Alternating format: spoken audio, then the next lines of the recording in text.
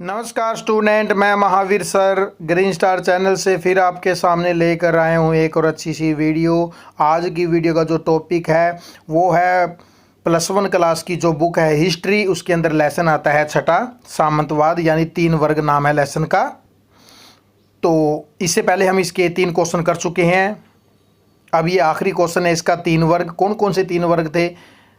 पहले वर्ग में पादरी वर्ग आता है, दूसरे में अभिजात वर्ग और तीसरे में कृषक या दास।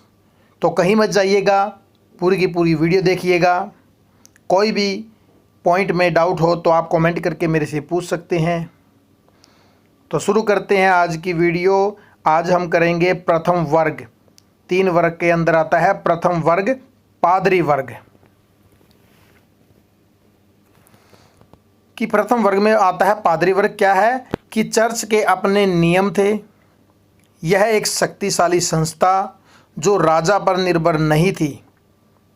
पश्चिमी चर्च के अध्यक्ष पोप थे जो रोम में रहते थे। यूरोप में ईसाई समाज का मार्गदर्शन बिशपों और पादरियों द्वारा किया जाता था जो प्रथम वर्ग के अंग थे। प्रत्येक व्यक्ति पादरी नहीं हो सकता था। जैसे कृषक दास शारीरिक रूप से बाधित व्यक्ति और स्त्रियों पर भी प्रतिबंध था। जो पुरुष पादरी बनते थे वे शादी नहीं कर सकते थे।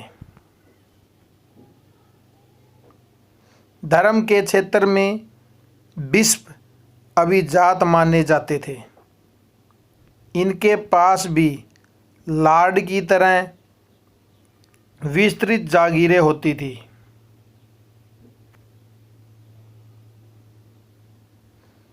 और ये शानदार महलों में रहते थे। चर्च को 1 वर्ष के अंतराल में कृषक से अपनी उपज का 10वां भाग लेने का अधिकार था, जिसे टीथ कहते थे। ये क्वेश्चन भी आ सकता है 2 नंबर में, टीथ का क्या अर्थ है? तो आप कहोगे कृषकों से उसकी उपज का 10वां भाग लेने का अधिकार क्या कहलाता है? टीथ। चर्च के रीति रिवाज की कुछ महत्वपूर्ण रस्में सामंती कुलीनों की नकल थी। प्रार्थना करते वक्त हाथ जोड़कर और सिर झुकाकर घुटनों के बल झुकना नाइट द्वारा अपने वरिष्ठ लॉर्ड के प्रति वफादारी की शपथ लेते वक्त अपनाए गए तरीके की नकल थी। इस प्रकार अनेक सामंती रीति रिवाज व तौर तरीकों को चर्च की दुनिया में अपना लिया गया था। इसी के अंदर पॉइंट आता है भिक्षु। भिक्षु कौन थे वह बताता हूँ अभी। कि चर्च के अतिरिक्त कुछ विशेष श्रद्धालु ईसाइयों की एक दूसरी तरह की संस्था थी जिसे भिक्षु कहते थे। भिक्षु अपना सारा जीवन ओबे में रहने और समय प्रार्थना करने, अध्ययन और कृषि जैसे शारीरिक श्रम में लगाते थे।